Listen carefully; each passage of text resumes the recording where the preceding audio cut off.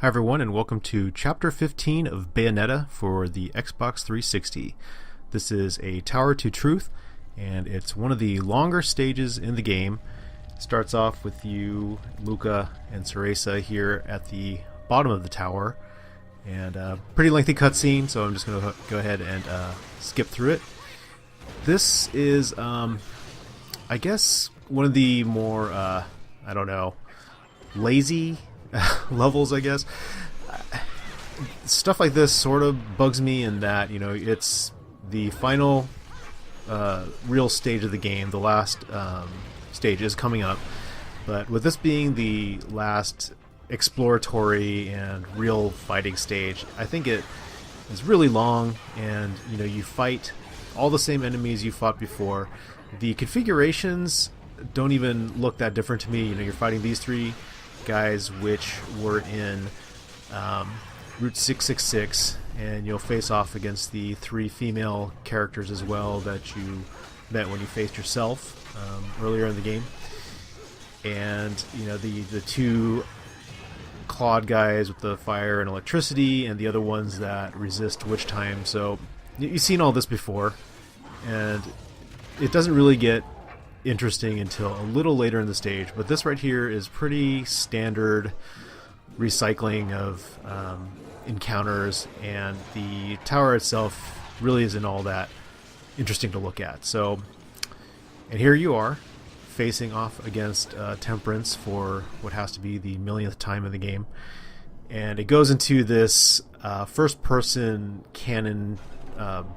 It's almost like a mini game, and so this reminds me of a rather mediocre PlayStation, Saturn, and I think it was a PC game back in the mid-90s called Siberia, which Interplay published.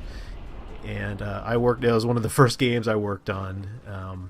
And I guess at the time it had some pretty cool pre-rendered graphics and such, but wasn't anything that noteworthy as a game itself, and it had a lot of those first-person firing sequences, so that immediately reminded me of one of those games I tested back in the day.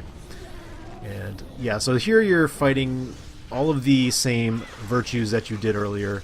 These are abbreviated versions of them, so I believe in this one you only have to run up that tentacle with the head once to take care of him here. So I was grateful that they shorten these boss fights so that you didn't have to go through the entire thing yet again.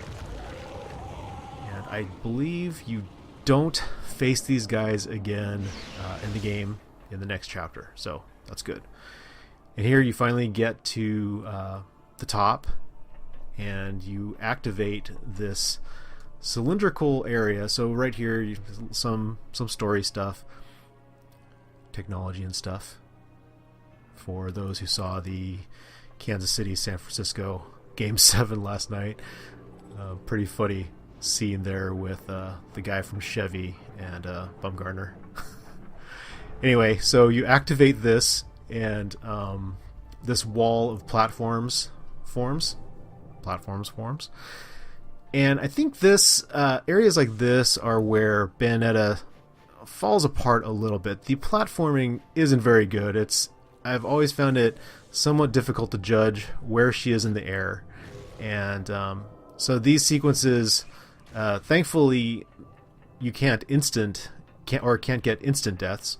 You can lose health if you do fall outside of these platforms, but they're just kind of frustrating, and they're not fun. And so,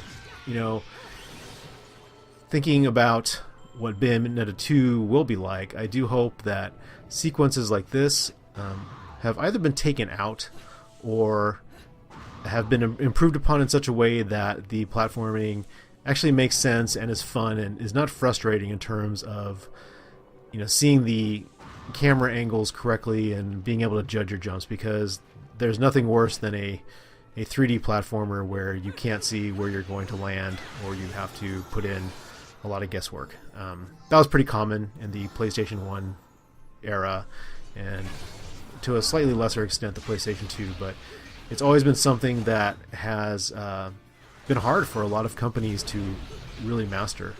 And so Bayonetta, unfortunately, is not an exception to that rule. But yeah, so here you're fighting against Gollum again. Pretty much the same story, and the climax finisher here is the same, the volleyball action. So you miss it, bounces, but then you do the million punch hit right here and destroy it, and move on to the next section of the stage. And so one thing, I have to say that at this point in the game, I was kind of tired of it, and I'm like, okay, yeah, I gotta fight Prudence again. I know it's only the second time, but just having to go up against the bosses again and again gets kind of old, and the attack patterns don't change really that much, so they're not that interesting to me. And like I mentioned in the Space Harrier level before this, it just kind of feels like padding to make the game longer.